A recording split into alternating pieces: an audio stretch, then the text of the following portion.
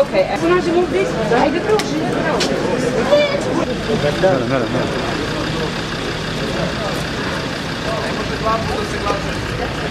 Ne, samo da vidimo kako ide izborni tok. Da ne bude da nosim kritiku.